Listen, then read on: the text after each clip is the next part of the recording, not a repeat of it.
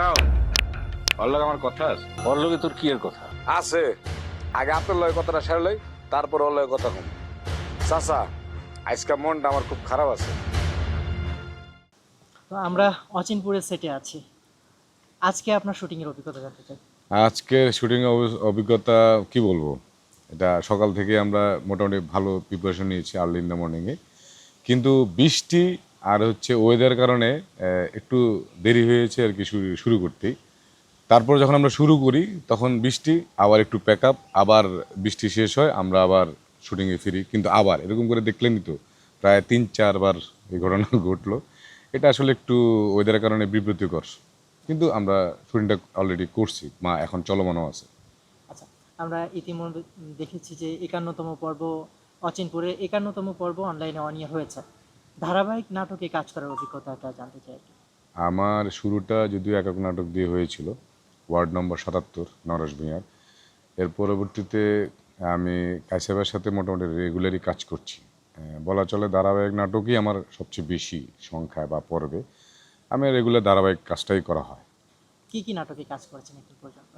মোটামুটি অনেকগুলোই কাজ করেছি, কাইসাবের অহংকার থেকে শুরু করে তারপরে আমাদের আজাদ ভাইয়ের যেই নাটকগুলি ছিল, রিসেন্ট যে ছিল গোলমাল, তারপরে জাদুনগর, এই নাটকটা অচিনপুর, এছাড়া ধরেন বকুলপুর করছি, বকুলপুর সিজন 1 সিজন 2, তারপরে জাদুনগর, এছাড়াও ধরেন একটি গ্রাম একটি শহর, তারপরে মধুপুর, তারপর মমতাজ মহল থেকে শুরু করে আরও অনেকগুলো, এখন যদিও মনে আসছে না ঠিকঠাক মতো।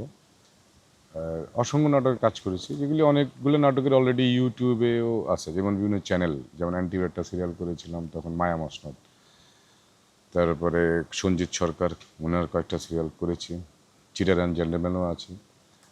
তারপরে এখন মোটামুটি এরপরে তাজদিক শাহরিয়ার, তার একটা নাটক করতেছি সিটি লাইফ, এটা আমার মাস্টাঙ্গা তো ইয়ার যাচ্ছে। তার আগের যে চার চক্কর একটা সিরিয়াল ছিল সেটাতে অভিনয় করেছি। এরকম বিভিন্ন ডিরেক্টরের অসংখ্য নাটকে মোটামুটি কাজ করেছি। খায়রুল পাপনের শারীরিক শিক্ষা, তারপরে আরও কিছু নাটক শুটিং করেছি, কিন্তু এগুলি অন ইয়ারে আসে নাই। সজীব মাহমুদের কিছু নাটক আছে এরকম। আমরা প্রত্যাশা করতে পারি যে খুব শীঘ্রই অন ইয়ার হয়ে যাবে।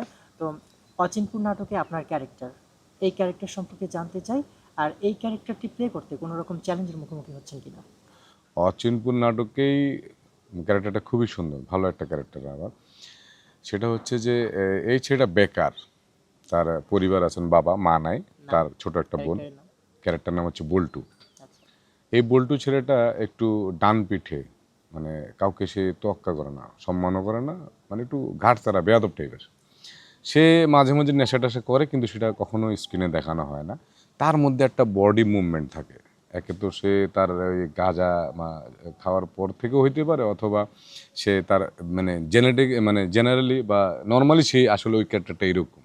তো এটা করতে গিয়ে যেটা হয় কি, অনেক সময় প্রপারলি যদি মুভমেন্ট বা ওই ভঙ্গিটা যদি না আসে, তখন আবার ওই ক্যারেক্টারটা ফুটে আসে না। এটা একটা চ্যালেঞ্জ, যে ঠিকঠাক মতো বডি মুভমেন্ট বা অ্যাক্টিভিটিসগুলি করা, এরকম কথা বলতেছি, এই কথা বলার মাঝখানে আবার এই হয়ে যাওয়া, মানে ওই তেরামিটা, ওই সব কিছু মিলা বডির ব্যাপারটাও মনে রেখে সিকোয়েন্স বা ডায়লগগুলি দিতে হয়, সেটা আর কি। বখাটেরা যেরকমটা করে। হ্যাঁ, বখাটেরা যেরকম করে আর কি। আচ্ছা, তো এই যে ক্যারেক্টারটা, আমরা আমাদের সামাজিক প্রেক্ষাপটে কিন্তু এরকম ক্যারেক্টারের অভাব নেই। তো এই ধরনের ক্যারেক্টার আসলে আমাদের সমাজে কিন্তু নেগেটিভ হিসেবেই দেখা হয়। তো এই নেগেটিভিটি ফুটিয়ে তুলতে আপনি নিজেকে কতটুকু ঠেলে দিচ্ছেন, মানে সার্থকতা পাচ্ছেন কিনা, মানে নিজের যে একটা স্যাটিসফ্যাকশনের বিষয় আছে সেটা আসছে কিনা? আমি মনে করি এবং বিশ্বাসও করি, প্রত্যেকটা অভিনেতাই তার যে কোনো চরিত্রের জন্য 100% ট্রাই করেন।